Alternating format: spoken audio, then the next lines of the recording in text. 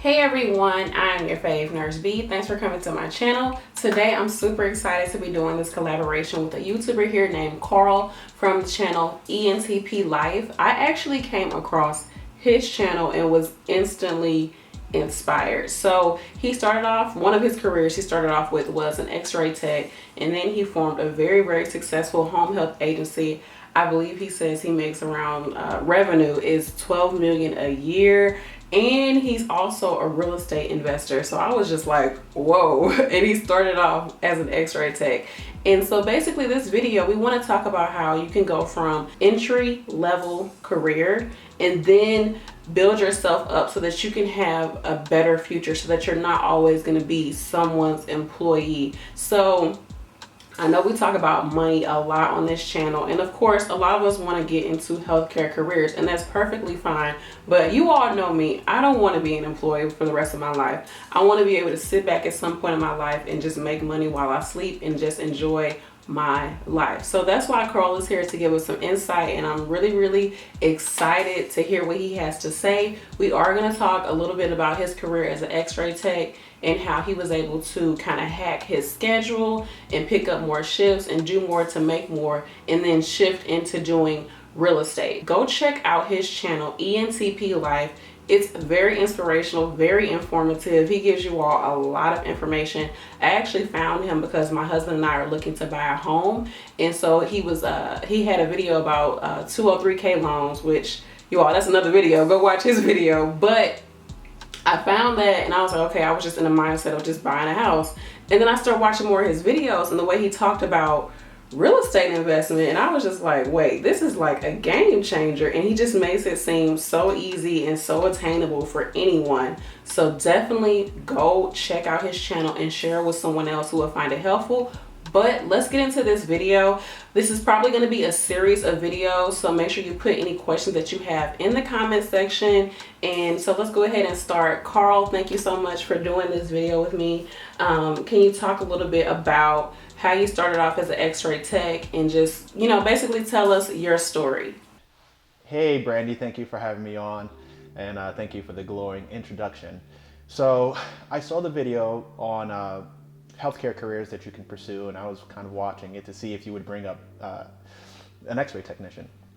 And once I saw you bring that up, I was like, perfect, she's on the right track here. So just to give you a little background on myself, my name is Karl Pierre. I guess serial entrepreneur, investor, business owner, and healthcare professional. So my parents are actually both healthcare professionals. My mom's a nurse, my dad's a respiratory therapist. Those two careers also were mentioned on your channel, and I thought it was funny that that was the case. But I always saw my family in a pretty good position. They were always working. We always had health coverage. Never really worried too much about money. I keep adjusting my earpiece here, but never really worried about money. And I just felt that it was kind of like the path that I was going to go in. I originally started out going to pharmacy school at St. John's University. And after my first year, my brother actually passed away, one of my brothers at least. And that kind of made me rethink what I wanted to do as far as college is concerned. And then I ended up going to Stony Brook University to kind of be closer to my older brother, who's now a physician. So the healthcare thing is more or less a family tradition, I would say. So when I went to Stony Brook University, my idea was to study pharmacology or nursing. And as I started going through schooling, I came across a new program that had started up at the college, which was the School of Health Technology and Management. And in the School of Health Technology and Management, they had different concentrations for you to pursue different professions in healthcare. So aside from nursing and physicians, they had a PT program, an OT program, they had respiratory therapy, and the School of Allied Professionals, which were both administrative and clinical. And then I came across the track that was radiological, and that included radiation therapy, radiation dosimetry, radiation or radiological technology, and nuclear medicine technology. And that was kind of like one track, all of radiological sciences. And radiation dosimetry was actually the thing that interested me the most. They only selected 6 students a year for that track. But dosimetry is the actual planning of radiation therapy. And it's a lot of physics and a lot of biology, and really just trying to think about how to approach the radiation plan. But the downer to that was that dosimetrists only function during the 9 to 5 shift. And I already was involved in a healthcare staffing business, which was me and my mom's company. And I knew that I needed to be available for the business hours. And I couldn't work like a 9 to 5 job. I needed something that had flexibility. So out of all of those tracks is where I started really looking at X-ray. X-ray techs function 24/7, right? They're around the clock in the hospital setting. They could work in doctor's offices. They could work in, I guess, radiological practices or imaging centers. And I liked that flexibility. I wanted something where I could work overnights or evenings because I didn't want it to overlap with my business. And when I started going to X-ray school, I really realized that I would be able to take, I guess, an approach where we would include X-ray techs in our staffing business, right? And I was responsible for expanding into Long Island while I was in college, and my mother was dealing with the operation in New York City. So I figured, hey, you know what? I'll try to sign up my classmates as techs, my coworkers as techs, get them going in doctors' offices that were short-staffed and that sort of thing, and of course making a spread over what I'm charging the doctor and what I'm paying my techs, like we were doing with the nursing agency. So the cool thing about being an X-ray tech is the starting salary in New York was around $60,000 a year at the time. This was back in 2007. I think the rates are a little higher now, but back then it was $60,000 a year. And you got paid more if you were working evening and nights for the shift differential. And I was like, well, okay, let me do this. So my plan was become an X-ray tech. While I was in the school, they had add-on training, which was MRI technology, or being an MRI tech. So MRI techs at the time were getting paid like $40 an hour. And that was kind of like, you got on-the-job training. You went through that program like after raising through the ranks in the hospital. But the way that our school did it was that you're allowed to take this program on weekends. And MRI techs kind of function the same way. They're Monday through Sunday, but they don't work overnight unless they're at a major medical center where somebody needs to be around for MRIs at night. They usually work on call. And then in between X-ray tech and MRI tech is the CAT scan tech. And fortunately for me, when I was doing my clinicals in X-ray school, I was able to finish all of my requirements and then do my additional studies in CT. So I came out of college with trained in MRI, trained in CT, trained in X-ray. So basically I was in pretty high demand, and all I did really was just put myself out there to take as many jobs as possible that didn't interfere with my day job, which was running my agency. Now, I think one thing to touch on is that I went to, my program was a 5-year program just because it was a university-based program. But in my training, I came across other students that were in hospital-based programs. Literally, you didn't have to go to college. You could just go to the hospital. If the hospital offered a training program, you did like an entrance exam, which was just reading and math. And from the entrance exam, if you had the money to pay the tuition, at some schools it was only $10,000.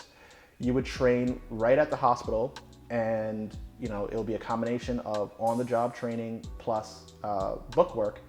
And once you completed the requirements, you were able to sit for the national registry exam. And I thought that was pretty cool because I remember thinking about all my friends who didn't go to college and all the people like back in New York City who were struggling to find work. They work in retail. I was like, wait a second. For $10,000, which compared to your typical college tuition, you could in 2 years earn $60,000 a year and more, because you could kill it in overtime, you could kill it working per diem. And I was just like, there's no excuse for people to not take advantage of these opportunities. And X-ray is different than nursing. Like, I know with nursing, a lot of people are like, I don't want to wipe butts. And it's like, the most naive statement. But if you're squeamish with like body fluids and people who are maybe bleeding from everywhere, being an MRI tech is pretty cool, because you could work in an orthopedic center where people are coming in on their own feet or in a wheelchair. They're not pooping on themselves. It's a very clean environment, and you're out there making 80 grand a year. So, you have a lot of options when you go the X-ray tech route. And so you said with the program you were in, it was 5 years because it was at a university, compared to going to the hospital, which was 2 years. Correct. And then there's some community colleges which are 2 years as well. So it's usually like 1 year of clinicals or training. And the way that the 2-year programs usually do it, they usually do it where you're like, your first year, you're doing 3 days a week of schoolwork and, learning the radiation physics, anatomy, and just the technique. And then 2 days a week, you're in the hospital actually shooting X-rays. And then your second year, you kind of flip-flop. It's less book work, more clinical work. At my university, you had to do your full bachelor studies. And then in your senior year, you did all of your concentration studies. So you did all of the book work. And then the second year, actually after you graduated, you had a clinical year. And that actually is how I kind of got into real estate. So the clinical year is not an accredited year, right? So I wasn't guaranteed housing on my campus anymore. So me and my buddies ended up buying a house together. Actually, I came in on the deal as just like the down payment money to buying the deal. And the idea was like, all right, we're gonna just carve this house out and live in each room and share the cost. And then we, had a few extra rooms and we rented it out and made a little bit of money. And we thought, well, this wasn't that hard. We should do this. We should do this some more. But just to go back to the clinical year, our program was 5 years because of that. Like, you had to do all your undergraduate studies, and then after you graduated, you came back and did 1 straight year of clinicals. And there's some advantages to that. More education is never a bad thing. And it kind of separates you a bit from those who only went to the hospital programs. But at the end of the day, you're a licensed professional and you need the license to work. So they're not gonna necessarily pay me more to do the same job just because I have a bachelor's degree. They're most likely, that might help me move into management positions, but it's not necessarily gonna determine whether or not I get the job. A 2-year RN and someone who got their master's in nursing right out the gate, they're both gonna have to start out in the same role. Maybe, a 5% difference in pay, but they're in such high demand that it doesn't matter. They're gonna get the job.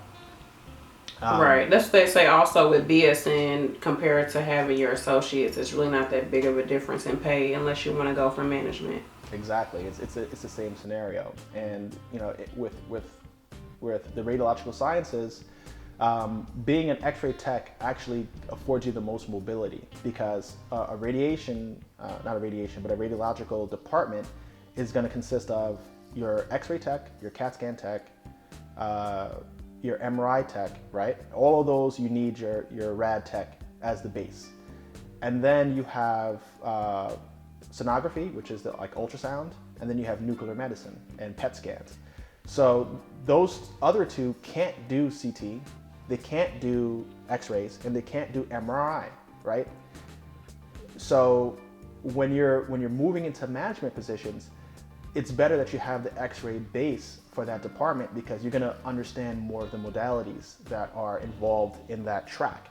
So, usually it's like you become an X-ray tech, then you become maybe a senior tech or manager, and then you might go into CT, or you might go into like the special procedures, And then a real management position opens up where you're like the associate director of radiology, or not radiology, but of the radiological department, and then the director. And just off of that, you might see anywhere from $120,000 to $180,000 a year, and sometimes more. And that you could probably hit that level in 5 to 7 years. You get your master's in business administration, and just work in the modalities and kind of jump into whatever management position you can, and just keep moving, because then you could get a pretty comfortable salary. And that would be, if you had more education. If you do the 2-year program, you could still eventually transition to an MRI tech making $80,000, $90,000 a year, which is nothing to sneeze at, or radiological technologist base. Well, I didn't know that they could make up to that much. Like, wow.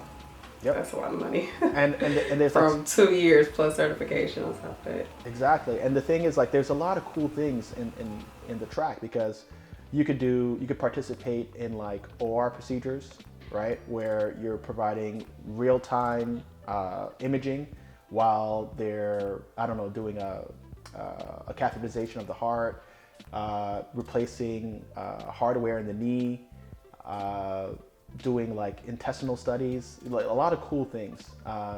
Biopsies, like radiological guided biopsies. So, if you like to kind of be in the mix, or kind of having changing environments, it's cool, because you could go from working the floor to working the OR to even getting rotated to CAT scan all in 1 week, and have different touches, so you're not doing the same thing as long as you're trained in all those areas. So do you think it's a difference in pay from the hospital than working in a clinic setting? It could be more, it could be less. It all depends on what that employer is paying. So they're usually around the same. The benefit of working like in a clinic setting is, I would say, sometimes it's smaller offices, so you're working with the same people all the time, and just working in a private setting is really different. Like it's friendlier, I would say, than working in the hospital. But You said it's friendlier? Yeah, I think it's friendlier. Oh, okay. Yeah, not as many personalities to deal with. Right. In the hospital setting, well, you're dealing with all kinds of people, and that can make your job, a little more stressful than it needs to be, just dealing with the different personalities. In a doctor's office, in an imaging center, it might just be you as the only X-ray tech, not a team of 12 people. One guy who's always trying to dodge work. I had this one guy, whenever the printer would print out a new requisition, he needs to go to the bathroom. And he was just like a work dodger. So, and that's frustrating. But when you're running your own X-ray room and you're the only X-ray tech there, you kind of could, structure your own pace, and it's completely different. Like, I worked at an orthopedic practice, and it was just me, and that was a pleasure. You're part of the team, you're friendly with everybody, you get to know the patients, everybody's walking in and out, nobody's pooping themselves. So that's always cool. And I worked in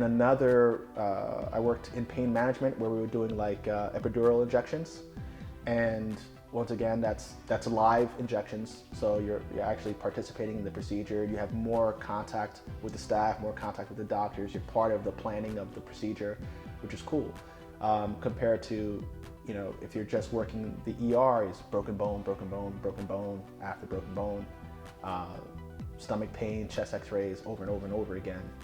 So it's a little different. But that's good you have that option. I know in nursing, like, typically the setting really creates your pay. Like, if you go to a doctor's office or any type of clinic setting, your pay is like drastically lower than what it would be in a hospital or a nursing home. So it's good that it's pretty much around the same amount.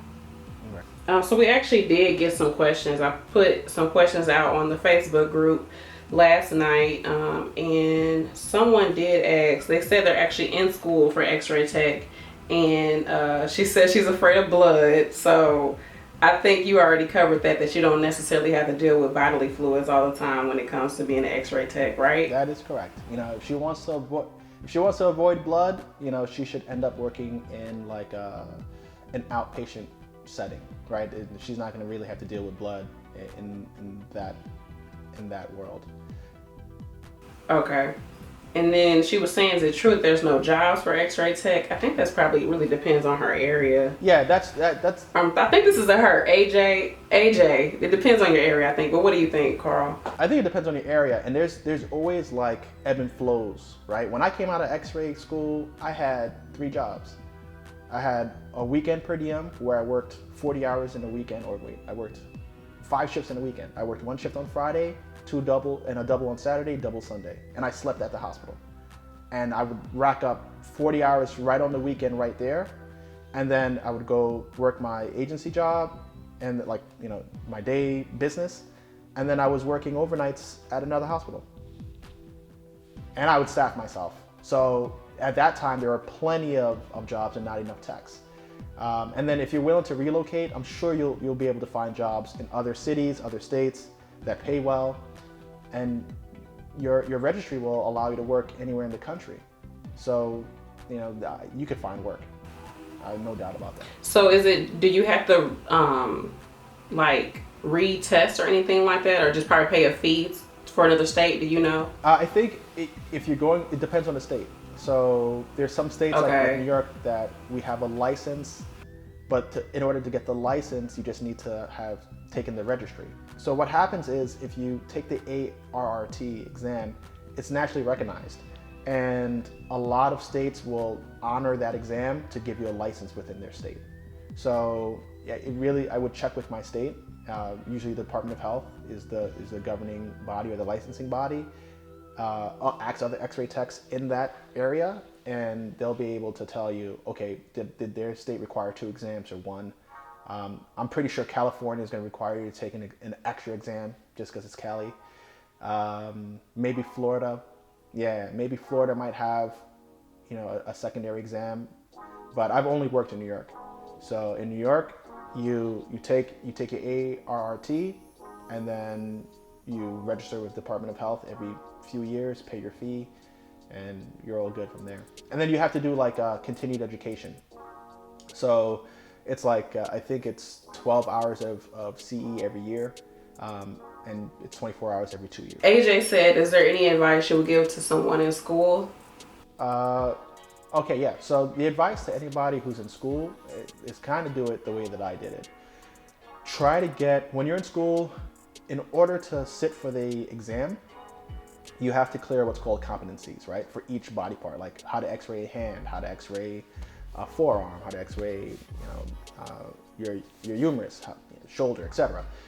Try to get your comps done as early as possible, because once you've cleared all your comps, you could justify going into CT, right? And saying, hey, you know what? All my comps are done. I'd like to spend some more time in CT. And then you start clearing your CT comps, how to scan a head, sinus, abdomen, chest. And if you get all your CT comps done while you're still in school, you could sit for both exams. Just study the coursework and bang it out. So that way you're more marketable. Since you are concerned that there's not enough jobs, if you come out of school, you have your CT competencies done, you're going to be able to take the exam and now have the 2 certifications. And I think that makes you more marketable. You start out with more pay. That's what I would do. So I'm guessing some people just wait to do the comps. They just kind of hold it off. Yeah, they I don't know what they do. They're probably just nervous. Yeah, they're nervous, and sometimes depending on where you're training, they might try to slow you down. So make sure you know your stuff. So yeah, practice your positions way in advance. Be able to speak confidently, yo, let me go in there and let me shoot this X-ray. Don't baby me. Give me a chance. Watch me. Let me do it. Okay. Yeah. Because I heard that. Yeah, what they do is they'll let you kind of assist them with one X-ray. Let's just say it's the hand, right? That's one of the chest is probably the easiest, but they let you assist with the hand. The very next hand that comes up, go with the same tech and say, hey, let me try to do it all by myself. Correct me if you see that I'm wrong. And then one more time and sign me off on my comp. And then just keep going at do it with them, let them observe you once, then say I'm ready to get signed off on my comp. Because all they got to do is initial you and say, yeah, I witnessed this person, they got it right. done. That comp is done. That seems like that'd be pretty easy to do that. I mean, not easy, but that system, so that makes sense just to get it done. Yeah, get it done, and then You know? you can now focus on whatever else it is that you like. You can focus on mammography, CT, special procedures, OR. Like, just express your interest and show them that you're willing to take a chance. If you just sit back, then you're gonna get overlooked, and that's with everything in life, right? That's true. Okay, so I'm really excited to know, how did you get this home health agency to where it's at right now? I know you said you actually started prior to becoming an x-ray tech. Like, how did that even come about with you being in school? Like, how did it even get there?